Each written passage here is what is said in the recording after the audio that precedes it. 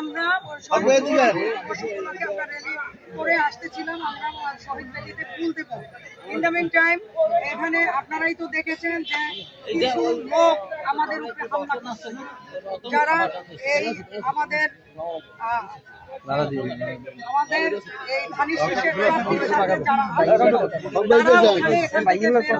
তারা অনেকক্ষণ দাঁড়াইছিল।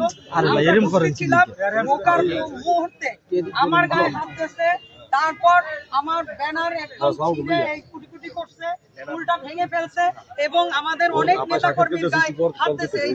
এই যে দেখেন, এটা তার তরিক এবং রাসেল কবির, তারপর মহানগর বিএনপির রতন সহ আবু সরার ভাইয়ের যে বডিগার্ড আবু, সেও আমার গায়ে হাত দিয়েছে। আমি তখন চিল্লাই বলছি আমার গায়ে কেউ হাত দেবেন না, তারপরও তারা আমার নেতা কর্মী সহ আমাদের উপরে হামলা করছে।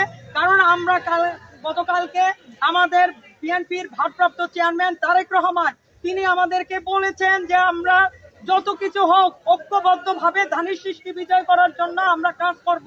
আমরা সেই লক্ষ্যেই আসছিলাম, কিন্তু আজকে তারা শুধু আমাদের উপরে হামলা করে এখানে অনেকক্ষণ পর্যন্ত তারা দাঁড়িয়েছিল, আমরা জানতাম না, কিন্তু তারা আমাদের উপরে হামলা করার জন্যই তারা এই কাজটা করছে।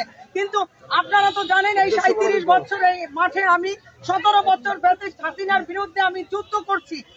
এই মামলা হামলা দিয়া তারা আমার কোনোদিন আমার মাঠ থেকে সরাইতে পারে নাই, কারণ বৃষ্টির মুখ থেকে আমি বারবার ফিরে আসছি।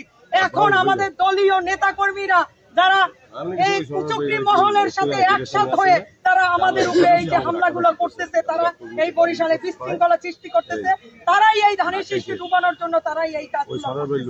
এটাই আমার বক্তব্য। আপনিও বিএনপি করেন, তারাও বিএনপি করে, তাহলে কেন এরকম দ্বন্দ্ব? আসলে ব্যাপারটা ভিতরে কি আছে আমি জানি না, আপনারা তো সবাই জানেন আমি মাঠে কাজ করি। আপনারা আজকে দেখলেন আমরা কি করছি, আমরা তো ফুল নিয়ে আসতেছিলাম র্যালি করে, সেই র্যালির উপরে শান্ত একটা র্যালির উপরে তারা হামলা করছে, আমাদের গায়ে মহিলাদের গায়ে হাত দিয়েছে, ফুলের তোড়া ভেঙে ফেলছে, তারপর ব্যানার ছিঁড়ে ফেলছে, তারপর এই যে দেখেন কিভাবে পিটাইছে আমাদের গায়ে, প্রত্যেকের গায়ে হামলা করছে তারা। আমি আমার বিএনপির ভারপ্রাপ্ত চেয়ারম্যানের কাছে আবারও আমি দাবি জানাই যে যারা বিএনপির মধ্যে এইরকম কুচক্রী মহল তারা বিশৃঙ্খলা সৃষ্টি করবে, এর বিচার আমি তার কাছেই দিয়ে দিলাম। আইনি কোনো পদক্ষেপ নেবেন কিনা? আমার ভারপ্রাপ্ত চেয়ারম্যান যা করবে প্রত্যেকটা দেখেন